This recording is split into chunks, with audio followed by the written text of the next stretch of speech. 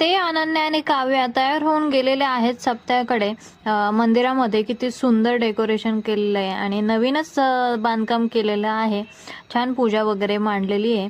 आता 4 दिवस फार मजा येणार आहे गावाला. आणि तुम्ही मोठे व्हिडिओ पाहताय ना, मोठे व्हिडिओ नक्की पहा. छान सप्त्याचे व्हिडिओ आपण शेअर केलेले आहेत. आता तयार होऊन सगळेजण हरिपाठासाठी आलेले आहेत. हरिपाठ झाल्यानंतर घरी जेवण वगैरे करायला जातील आणि पुन्हा येणार आहेत.